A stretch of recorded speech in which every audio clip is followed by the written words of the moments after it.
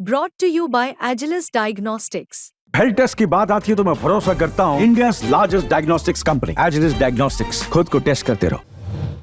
त्यांनी pre planned, त्यांनी पूर्व नियोजित हा कट होता आणि जिवे मारण्याचा हा प्रयत्न होता। आणि मी आत्ता समोर आहे ना, माझ्यावर जर ड्रिंक घेतल्याचा आरोप होत असेल तर मी डिपार्टमेंट बरोबर आहे, पुढच्या गोष्टी सगळ्या होतील पूर्ण। मला बीपीचा त्रास आहे, मी गोळ्या खातोय, मला आत्ता पण मला पाण्याचं हे झालं आहे, पण मी आता तुमच्या समवेत आहे ना। माझ्यावर जे आरोप आहेत ते आरोप डिपार्टमेंट बघेल, टेस्ट होतील, मेडिकल तर चुकीचं बोलणार नाही। त्यामुळे मी या सगळ्या गोष्टीला मी कुठं पळून नाही गेलेलो, मी कुठं गायब नाही झालेलो, मी डिपार्टमेंट बरोबर आहे आता। मेडिकलसाठी तयार आहे? मी कुठल्याही गोष्टीला तयार आहे। मी पोलीस डिपार्टमेंटपासून कुठेही पळून गेलेलो नाही। मी आता तुमच्या समोर आहे। विवेकाचा आवाज, ओबीसींचा आवाज, शोषितांचा, वंचितांचा आवाज जर माझ्यावर कुणी दारू पिल्याचा आरोप करून संपू पाहत असेल तर त्या गोष्टीला मी तयार आहे। गोट्यात असा आरोप होतो तुमचा, गोट्यामध्ये तुम्ही होता, तसा काही एव्हिडन्स असेल तर द्यावा।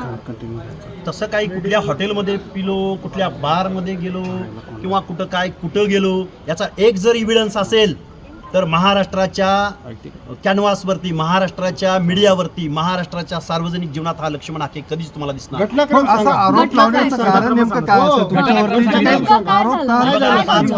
माझ्या घरापासून 500 ते 1000 मीटर अंतरावरती मी वॉकिंगला 5 वाजता गेलो होतो। त्यावेळी 2 इसम माझ्याशी बोलून गेले, त्याच इस्मानी मला पकडला। त्याच इस्मानी परत काय बोललं तुम्हाला? त्यावेळी माझ्याशी नॉर्मल बोलले, गेवराईचं वगैरे असं बोलले। तो गेवराईचा माणूस आहे, तो माझ्याशी बोलला सुद्धा। आणि परत मी जिथून खाली निघतो त्या ठिकाणी 5 ते 6 4 व्हीलर आल्या आणि तिथून बाहेर पडत असताना मोटरसायकलवर मी होतो। माझे दोन्ही हात पकडले, मानगुटी पकडली आणि मला जिवे मारण्याचा हा प्रयत्न होता।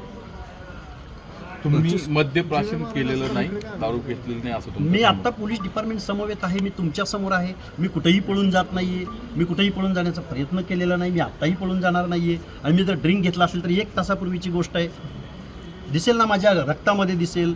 अजून कुठं काय जे काही मेडिकल आहे मी आहे ना, मी काही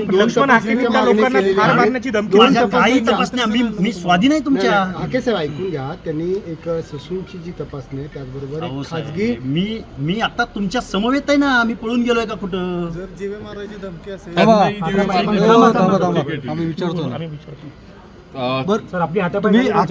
हातापाय माझे 2 हात पकडलेले होते, मानगुट पकडलेली होती, मीडियामध्ये आहे, लाईव्ह केलेलं आहे त्या बांधवांनी सगळ्या।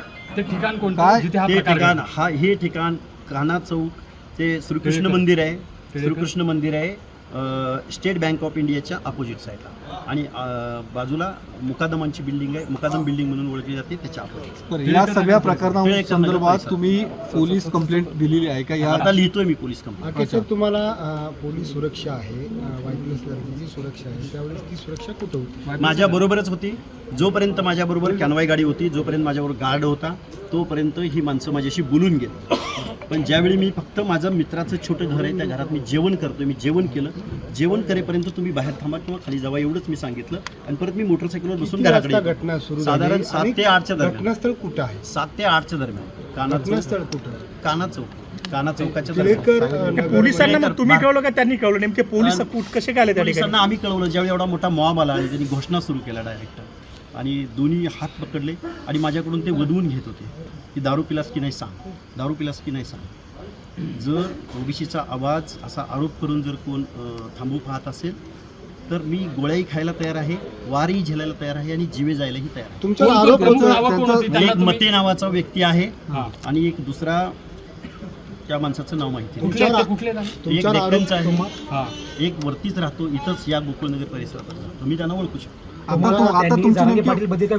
विचारलं त्यांनी, तुम्ही राजांना असं बोलला, तुम्ही अमक्यांना तसं बोलला, हे त्यांचे आरोप होते। त्या लाईव्ह व्हिडिओमध्ये सगळं आहे। तुम्ही त्या टायमाला फावडं घेऊन त्याच्या मागे पळाले असे त्यांचं म्हणणं आहे।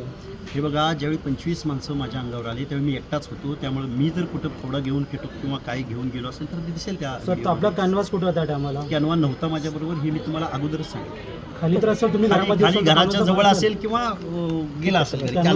कॅनवा ज्यावेळी रोडवरून मला जायचं असतं त्यावेळी मी कॅनवाला। या सगळ्या संदर्भात आता तुमचं नेमके काय म्हणणं आहे?